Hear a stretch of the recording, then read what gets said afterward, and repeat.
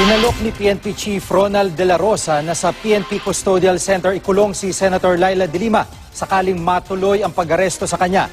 Naharap si De Lima sa 3 kaso ng paglabag sa Dangerous Drugs Act dahil sa pagkakasangkot umano niya sa kalakalan ng droga sa Bilibid. Ayon kay De La Rosa, ang PNP Custodial Center sa Camp Crame ang isa sa mga pinakaligtas na kulungan sa bansa dahil nasa loob ito mismo ng kampo. Doon din nakakulong ang mga dating senador na sina Bong Revilla at Jigo Estrada na parehong nadawit sa PDAF scam nung Justice Secretary pa si De Lima. I am just waiting for instructions from the competent courts kung just in case kailangan na gamitin yung aming Crame Detention Center. I promise her she will be very, very safe inside Camp Crame. Handa raw ang kampo ni Senadora Laila De Lima na harapin ang mga kasong isinampa laban sa kanya kaugnay ng umano'y drug trade sa New Bilibid Prison. Balitang hatid ni Salima Refran. The people of the Philippines versus Laila M. De Lima. 3 kasong kriminal ang sinampa ng Department of Justice laban kay Senadora Laila De Lima, lahat kaugnay ng umano'y kalakalan ng illegal na droga sa New Bilibid Prison. Isinampa ang mga kaso sa Muntinlupa Regional Trial Court sa halip na sa Office of the Ombudsman. These offenses belong to the exclusive original jurisdiction of the Regional Trial Court. Wala pong jurisdiction dito ang Sandigan Bayan, kaya't it is but proper, right and proper, that it be filed before the Regional Trial Court. Kapwa akusado ni De Lima sa 2 kaso ang dati niyang karelasyon at driver bodyguard na si Ronnie Dayan. Akusado din sa ibang kaso ang dating hepe ng Bureau of Corrections o Bucor na si Franklin Bucayo, dating officer in charge ng Bucor na si Rafael Ragos, ang high-profile Bilibid inmate na si JB Sebastian, dating security aide ni De Lima na si Jonel Sanchez, dating kawani ng Bucor na si Wilfredo Eli at ang nagpakilalang pamangkin daw ni De Lima na si Jose Adrian Dera o Jad De Vera. Ang mga kasong sinampa pawang mga paglabag sa ilang probisyon ng Comprehensive Dangerous Drugs Act at walang piyansa. Kung mahahatulang guilty, may parusang 12 hanggang 20 taong pagkakabilanggo o multang 100,000 piso hanggang kalahating milyong piso. Nagugat ang mga kaso sa umano'y partisipasyon ni De Lima sa Bilibid drug trade noong siya'y kalihim ng DOJ. Base sa salaysay ng ilang high-profile inmate ng Bilibid na umaming sangkot sa drug trade, nagbigay raw sila ng pera kay De Lima para sa kanyang kampanya sa nakaraang eleksyon. Ibinasura naman ng DOJ ang mga reklamo laban sa mga high-profile inmate na sina Herbert Colango, Engelberto Durano, Vicente C., Jojo Baligad at Peter Co. Gagamitin daw silang state witnesses laban kay De Lima. Ibinasura rin ang reklamo laban kay dating Justice Undersecretary Francisco Baraan III dahil sa kakulangan daw ng ebidensya. Sa isang pahayag, sinabi ni De Lima na inasahan na niya ang mga kaso at handa raw tumugon ang kanyang mga abogado. Matagal na rin daw siyang handang maging bilanggong politikal ng rehimeng Duterte. Ang mga kasong ito raw ay buwelta at pananakot lang sa kanyang pagbatikos sa extrajudicial killings. Tanggap daw niya kung ang kanyang kalayaan ang kabayaran sa kanyang paninindigan laban sa umano'y pang-aabuso ng rehimeng Duterte. Pero hindi raw siya patitinag at patuloy na lalaban. Haharap daw si De Lima sa media sa Lunes kung kailan inaasahang iraraffle na ang kaso at posibleng maglabas ng warrant of arrest ang korte laban sa kanya. Ito po ay hindi politika. Hindi po ito produkto ng politika. Ito po ay produkto ng trading sa droga. Hindi po nila ito minadali at hindi po totoo yung in-expedite ko raw para siya ay maaresto. Naniniwala naman si Pangulong Duterte na malakas ang ebidensya laban kay De Lima. Biro mo lang, siya lang nag-deny. Lahat tinuturo siya. Just to face the music. Actually, ilang testigos yun at it took months to develop the case. Alam naman ng Pilipino yan. Alam ng Pilipino, ganon talaga ang estilo niya. Paniwala naman ng mga taga-suporta ni De Lima, political persecution ang ginagawa sa senadora. Makakasiguro kayo na sasabayan, especially ng mga kababaihan, si Senator Laila De Lima, magmula dun sa pag-aresto sa kanya hanggang sa pagdidigil sa labas kung kailangan man. Salima Refran, GMA News. Palaban na hinarap ni Senator Laila De Lima ang kasong isinampa sa kanya ng Department of Justice kaugnay sa iligal na droga sa New Bilibid Prison. Sinabi ni De Lima na handa niyang harapin ang lahat ng ibabato sa kanya ng administrasyon ni Pangulong Rodrigo Duterte. Giit ng senadora, puro pamumulitika lamang ito, ngunit inamin na inaasahan na niya ang mga susunod na hakbang ng kanyang kalaban. Pinuna rin niya ang nakaamba niyang pagkakakulong habang palalayain naman ang umano'y pork barrel scam queen na si Janet Lim Napoles. Sa huli ay naniniwala si De Lima na mananaig ang katotohanan habang ipagpapatuloy pa rin niya ang pakikipaglaban para sa karapatang pantao at demokrasya. Inalok ni PNP Chief Ronald De La Rosa na sa PNP Custodial Center ikulong si Senator Laila De Lima sakaling matuloy ang pag-aresto sa kanya. Naharap si De Lima sa 3 kaso ng paglabag sa Dangerous Drugs Act dahil sa pagkakasangkot umano niya sa kalakalan ng droga sa Bilibid. Ayon kay De La Rosa, ang PNP Custodial Center sa Camp Crame ang isa sa mga pinakaligtas na kulungan sa bansa dahil nasa loob ito mismo ng kampo. Doon din nakakulong ang mga dating senador na sina Bong Revilla at Jigo Estrada na parehong nadawit sa PDAF scam nung Justice Secretary pa si De Lima. I am just waiting for instructions from the competent courts kung just in case kailangan na gamitin yung aming Crame Detention Center. I promise her she will be very, very safe inside the Crame. Nangangambahan na mailabas na sa susunod na linggo ang warrant of arrest laban kay Senator De Lima kaugnay sa 3 magkakahiwalay na kasong isinampa ng Department of Justice sa Muntinlupa Regional Trial Court. Ayon kay Justice Secretary Vitaliano Aguirre, sa Lunes nila inaasahan mararaffle ng korte ang 3 isinampang kaso laban kay De Lima na may kinalaman sa illegal drug trade sa loob ng New Bilibid prisons.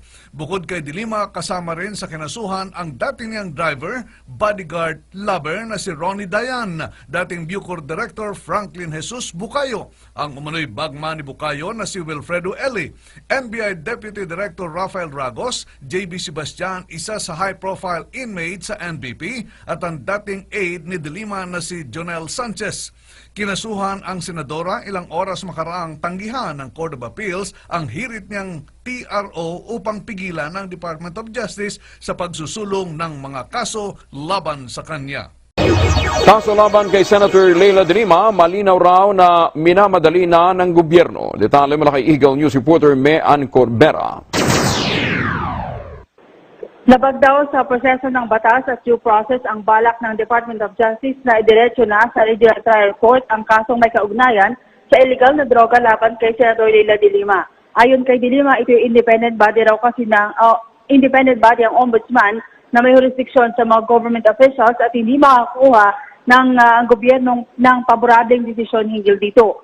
Sinabi ni De Lima na pinaghahandaan niya na ang worst case scenario kasama na ang posibleng pagpaparesto laban sa kanya dahil malinaw na binabadali na ito ng gobyerno. Pero pinaghahandaan niya rin daw ang magiging buwelta at pagsasampa ng kontra-demanda laban kay Justice Secretary Vitaliano Aguirre sa Office of the Ombudsman. Mga kasong subordination of perjury at tampering of witness ang planong isampa ni De Lima laban kay Aguirre matapos umanong payagan ng special privileges laban sa mga high-profile inmates.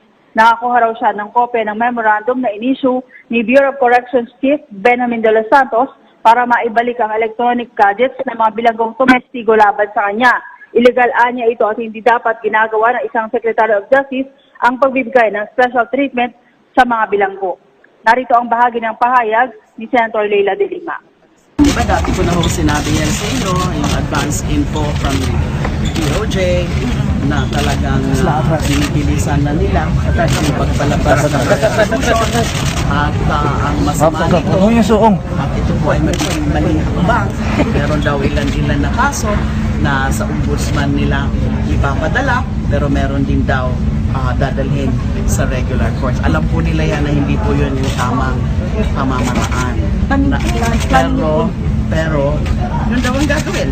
Dahil alam nila na pag dumaan sa ombudsman, hindi naman kaagad-agad magpa-prosper yung kaso na yan. No? Hindi naman kaagad-agad yan mapupunta sa Sandigan Bayan at lalong hindi naman kaagad-agad i-adapt ng ombudsman yung anumang finding nila of probable cause against me dahil ombudsman mismo ay kailangan would have its own independent assessment ng kaso.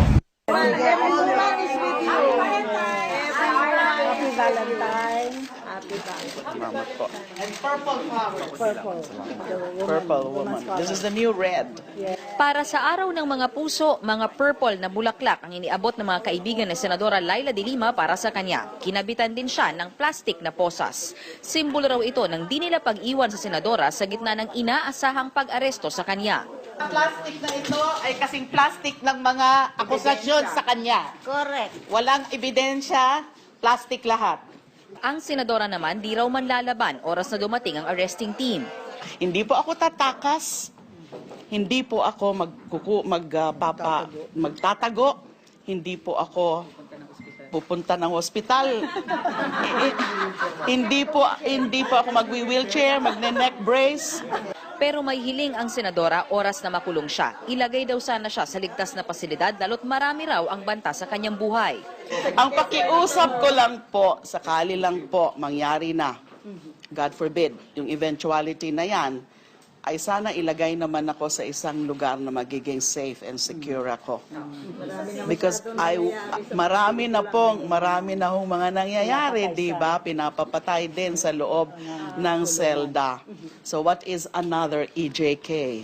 Kinausap na rin daw niya ang kanyang mga kapatid at anak tungkol sa posibleng pag-aresto sa kanya. Pero di na raw niya sinabihan ang kanyang ina dahil 83 years old na ito. Nakapag-impake na rin daw ang Senadora. Yung mga damit-gamit nyo, ayos na po. Pinaprepare ko na po yun. Magdadala lang muna ako ng isa lang muna na luggage, na maleta. Yung pantulog, pangbihis ng araw-araw sa detention center kung saan man ako. Mga comfortable clothes. Kinausap na rin daw ni De Lima ang kanyang staff na maghanda oras na hindi na siya makapag-opisina. Ngayon pa naman na talagang ang dami ng trabaho ng Senado, full swing na yung mga importanteng bills, including those bills reimposing death penalty, which I am strongly and firmly opposing. So kung makulong na po ako, makakabawas po sa boto yan ng against the death penalty. Ang inihaing motion for temporary restraining order na lang daw ang inaasahan ng Senadora para mapigil ang nagbabadya umanong pag-aresto sa kanya. Di naman kikilalanin ni Senador Laila de Lima ang show cause order o warrant of arrest na maaaring ilabas ng lower house laban sa kanya kaugnay ng umano'y pagpigil kay Ronnie Dayan na humarap sa pagdinig ng House Committee on Justice. Ito ang balita ni Joyce Balancio. Ipapaubaya na ni Senator Laila de Lima sa kanyang legal team ang show cause order o anumang arrest warrant na maaaring magmula sa lower house kaugnay na aligasyong obstruction of justice laban sa kanya. Ito'y matapos anya niyang sabihin sa kanyang dating driver bodyguard na si Ronnie Dayan na huwag dumalo sa pagdinig ng Kamara kaugnay ng pagkakasangkot niya sa operasyon ng iligal na droga sa loob ng New Bilibid Prison. Ngunit katulad ng hindi niya pagdalo sa pagdinig ng Kamara, naninindigan siyang hindi rin niya kikilalanin ang anumang ilalabas na kautusan nito. In any case, kung ano man yung mga plano nila, whether it is show cause, whether it is arrest, whether it is ethics complaint, whether it is a case with the regular courts or a case with the Supreme Court, hihintayin ko na lang po yan, and I will refer that to my legal team, but certainly I will not face them. Certainly, I will not honor that show cause. Nilinaw rin ng Senador na hindi kautusan kundi payo lamang ang nais na ipahiwatig sa mensaheng ipinadala sa anak ni Dayan at hindi maituturing na obstruction of justice. Sa Lunes haharap sa Senado si Dayan ngunit wala umanong balak si De Lima na dumalo pa rito. Samantala, nakatakdang magpulong ang mga lider ng Senado at ng Kamara upang subukang ayusin ang issue sa pagitan ng dalawang kapulungan ng Kongreso. Well, yun nga ang ina-invoke natin, interparliamentary o interchamber courtesy. But kung gusto naman nila, hindi naman sila pipigilan kung mag-file sila ng disbarment sa Supreme Court, mag-file sila ng obstruction of justice sa DOJ.